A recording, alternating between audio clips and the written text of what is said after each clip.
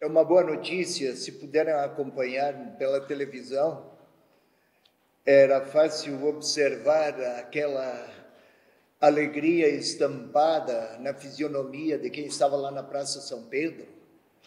E víamos, se puderem acompanhar, devem ter visto quantas bandeiras de tantos lugares, muitos brasileiros inclusive, mas aquele ambiente festivo, uma espécie de alívio, não por temores, mas aquele traço singelo de festejar ou de alegrar-se porque habemos papam em latim, porque temos um Papa.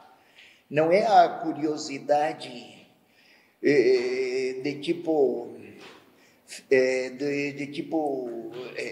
de magazines, de informações triviais, mas algo que conferia sentido às próprias esperanças. E pelo mundo afora, certamente. O momento é de grande... Sempre a eleição de um Papa é assim, mas a particularidade desta vez, parece-me, é que havia uma alegria mais difusa, assinalada por traços de esperança, quase a dizer a alegria daqueles que na Bíblia cantavam hinos porque sentiam a proximidade de Deus. Vamos observar a história do cardeal Robert Prevost, agora Papa Bento XIV. Leão XIV, muito obrigado, desculpe-me. Leão XIV. Comecemos pelo seu passado de seminarista. Já entrou adulto para o caminho vocacional ministerial. Não tem um histórico vivido segundo hábitos restritos a vivências conventuais. Já indica, aponta por isso, uma capacidade maior do convívio com tantas diferenças que hoje é necessário ser capaz. Esta é uma capacidade, é um dom e um talento. Procede de Deus, inclusive. Disse você que é mais moderado, mas é alguém que tem um carinho muito grande por aqueles, e aqui não é por ser progressista ou conservador, mas é por ser pastor. Ele mencionou sua diocese, Chiclayo, lá no Peru, na região amazônica do Peru. Ele conhece a cultura, o ambiente e o contexto. Não é que tem que ser um Papa que retrate em Roma as experiências da Amazônia, mas que desde Roma terá uma particular sensibilidade para os grandes problemas da periferia, e periferias existenciais, como dizia Francisco. Isto sim. Então, é mais moderado.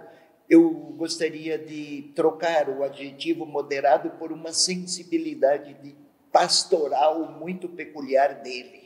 Esteve lá próximo daqueles menos lembrados e tem um carinho muito grande, um carinho vivenciado por experiência, não apenas por ideias acalentadas.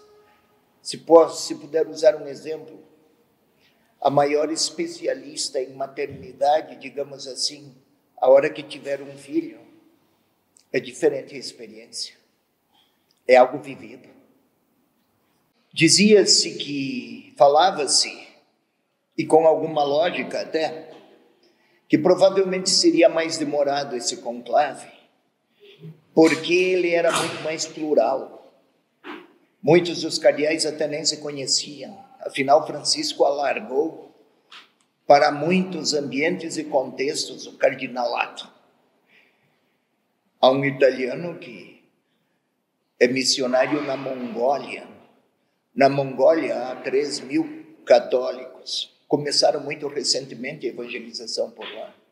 E Francisco, por apoiar, aprovar, ter carinho pela causa missionária, fez daquele padre da Mongólia um cardeal. Nem é também bispo agora. Tá bom, agora voltando.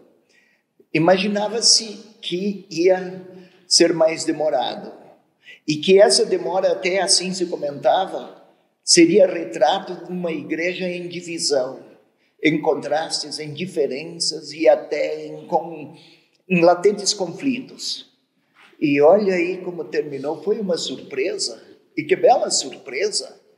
Eu, com isso, quero dizer, não é só um jogo de equipes feito por bons estrategistas. Aqueles homens que foram lá votar ficaram uma semana lá conversando sobre o futuro da igreja, os caminhos e os desafios. Conversavam, estudavam, partilhavam, contavam com assessorias especializadas. Diálogo. Depois se fecharam. O ambiente de profunda oração. Não existem, pois, conchavos de fundo atrás da cortina para tentar organizar um confronto discreto ou silencioso, silencioso confronto de ideias e de forças. Se em 2 dias, 2 dias e meio, 2 dias, 2 dias, se em 2 dias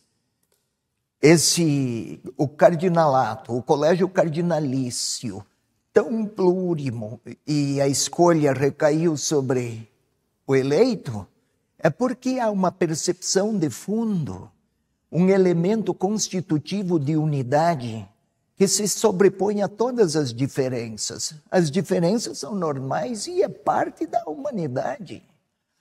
Por mais que se multipliquem as variantes e variáveis, há um elemento de fundo que me parece aqui, fidelidade à igreja e fidelidade a Jesus Cristo, foi uma escolha motivada por razões de fé. E agora temos Leão XIV. Houve quem hipotizasse que o novo Papa, sem saber quem seria, teria o nome de Paulo VII. Até Francisco deixou a sugestão de que o sucessor dele seria João 24. Outros falaram de João Paulo III. É quase uma disputa, um debate sobre futebol, um corintiano, um palmeirense, um colorado, um Flamengo e um perdido lá no meio. Cada um tem preferências. Todavia, o legado de Francisco. Vamos começar pelo nome, que ninguém falava de Leão XIV. Leão XIII foi um papa de um período muito convulsionado da história da igreja. Modernismo, assim chamavam na época. Os movimentos totalitários eram já efervescentes. As experiências do capitalismo, aquele capitalismo selvagérico que punha até adolescentes e crianças nas minas de carvão, tudo isso foi criticado por Leão XIII na primeira encíclica social, Rerum Novarum. E aí, Leão XIII, o livro de Marx, O Capital, já era bem conhecido e os debates se acirravam. Pois bem, Leão XIII foi crítico e foi iluminador.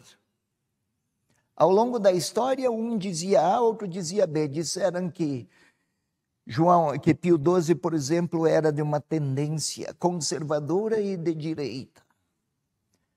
Que Francisco era um papa comunista, vez por outra tinha um ou outro ignorante da história que estava a comentar. Eu não estou fugindo do assunto, é o legado. O legado de Francisco não projetou luzes para uma direção, deixando sombras para o legado de Bento XVI. Não foi isso.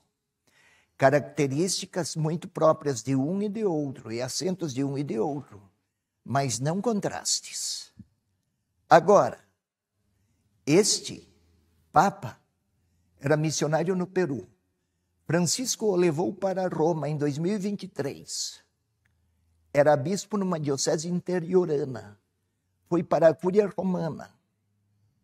Tornou-se cardeal em 2023. Papa em 2025.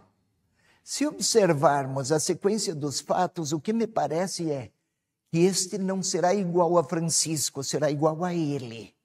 Mas não há dúvidas de que ele conserva muito boas recordações e se deixou ensinar pela coragem de Francisco. No seu discurso hoje, ele até foi muito pessoal e personalista ao dizer: muito obrigado, Francisco. Falou assim. Depois usou termos caros a Francisco: construir pontes. Outro termo, sinodalidade.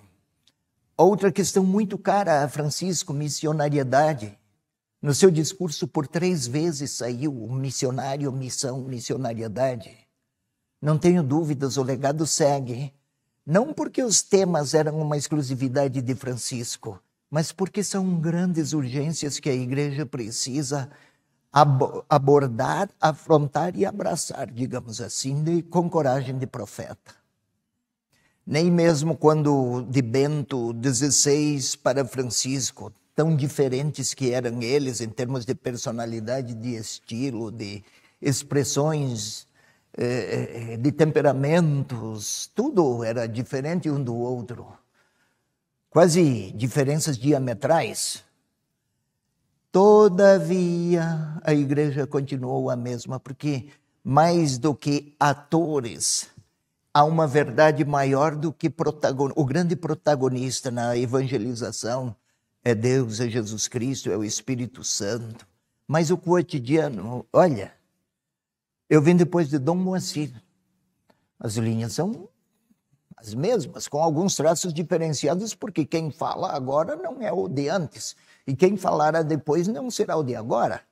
Mas o conteúdo, a mensagem a salvaguardar, a fé a ser difundida e protegida e também anunciada, permanece o mesmo. Vamos dizer que 2 especialistas médicos tratam da mesma doença. Talvez o medicamento seja o mesmo, mas cada um apresenta a seu modo próprio.